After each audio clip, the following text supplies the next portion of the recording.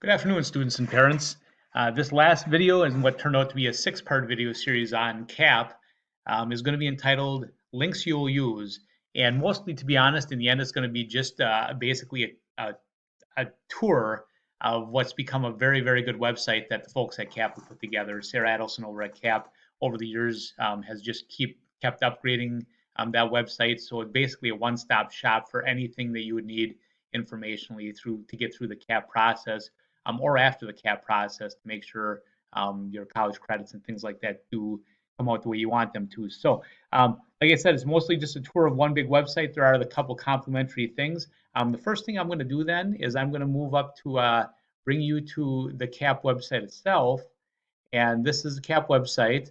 And I'm going to hit the parent section first because parents um, have a little bit less to do than students. This is um, basically, like we said, we're stepping into the adult world. Students really own this process, but there are some things that are decent on the parent side of it. They give an overview, they give the tuition, they give some comparisons on the tuition that we probably didn't have before.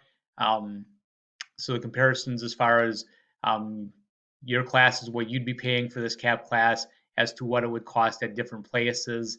And if you had a whole semester of CAP things, compare that to what a whole semester would cost at different post-secondary institutions. So that's one feature that parents can look at. And one thing that gets asked not real often, but it's important when it does get asked, is how about taxes? Can I claim this CAP class on my taxes? And unfortunately, the answer is really no.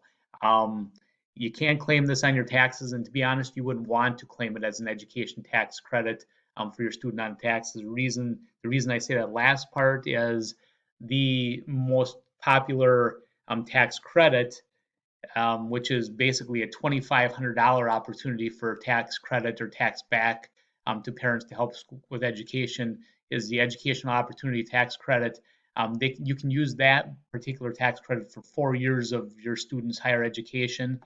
I don't think you'd want to waste it on a $300 CAP class when you can get $2,500 back in the real full years in college. But anyway, for reasons of billing and third parties and things like that, CAP does not qualify for that tax credit. So just so you know that. So the other section on here, that's the parent section. The student section is basically a one-stop shop. Sarah, like I said, Sarah put together a wonderful site with everything you could possibly need. And as applying is the first part, remember you have to do the pre-registration. We say before May 31st, but you have to do it just to get your name in the hat. If you do not do the pre-registration, you will not be doing anything with Oshkosh. You'll just be taking a rigorous brilliant high school course. So, but Sarah gives directions on that, and this year she stepped it up a notch. Not only did she um, give all the directions here, which are very great, she also put together a little screencast of her own that walks people through things step by step, screen by screen, things like that. So her screencast is right here. Wonderful little screencast. Takes about 10 minutes to go through. You'd probably be done with the whole application in about 18 minutes. If you do not want to use the screencast, she also has a bunch of other things. She has some handouts and things like that. Those handouts include a 40-page PDF with a page-by-page instructions. If you don't want to use a screencast, it's actually 43 pages of step-by-step instructions. She's got a CAP login tracking sheet right here. What that does, the CAP login tracking sheet, is that gives you a spot to keep all of your logins and passwords that come with CAP, because a lot of times students will be registering, doing the application, just throwing something in there, and then 3 months later when they need it, they don't remember. So that's a spot where you can track things. The other thing she does is she put out this little sheet. It's questions that might stump you on the Udemy system application, so you can glance them ahead of time before you do the application. If there's something you don't know, you can ask mom or dad and say, hey, mom, it asks when you last voted or where you last voted, and you can put that down, or if you don't know your social security number.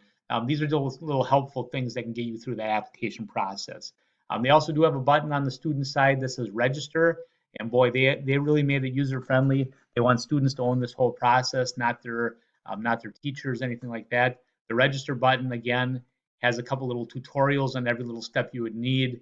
When you get to the register part, which again should come around August 10th, they'll give you, there's a tutorial on top, a tutorial on bottom on different things you have to do and exactly how you have to do them. So they take care of you pretty nicely in that regard. And the other thing, the other spot that I think is important for students is under transferring credits. There is a requested transcript section, and under the request transcript section, they will tell you exactly how and when you do that. And there are different things you can do. You can request an unofficial transcript if you need to go to, say, visit UW Eau Claire or La Crosse, and they want to see your college credit, but you don't want to pay money at that time. You can get an unofficial transcript that you don't pay for. This one up here, the official transcript, costs about $10. That's what you'll eventually need to get your credits to count at the collegiate level. So those are some links that I think are useful and that you may use. The other thing is the contact us button. A lot of times students will have a question, they'll get caught in the process, they'll be on a screen. Again, this is adult stuff. There's something called FERPA, Federal Education Right to Privacy. There's only so much information they could give me or the parent. The student is basically the front person on this. So if you have questions, sometimes it's better to go straight to the CAPP office. They got Sarah's phone number. Sarah's the go-to person. There's about 4 people listed, but Sarah would be the go-to person that would help you out the most and the most quickly. So those are a few things. As far as complimentary websites, again, I do try to communicate just like I'm doing now with this 6-part video series. I do try to keep some communications out there, as do your teachers. I do have right now in Google Classroom.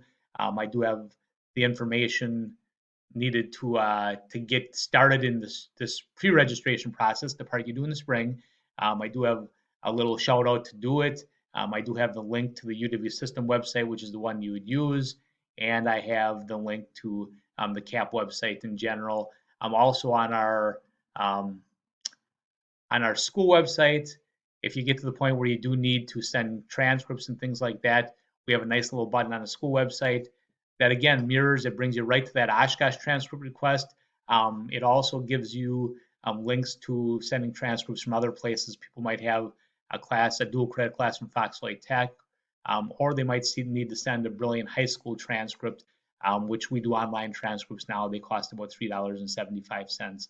But those are complimentary websites. This can get you to the Oshkosh transcript request also, because remember, you do need to send the Oshkosh college transcript to your destination college to get those credits to count down the line. So that's it for the links that you'll probably click the most often. If you have any questions, again, you can ask me, you can ask your instructors, or you can ask Sarah at the CAP office.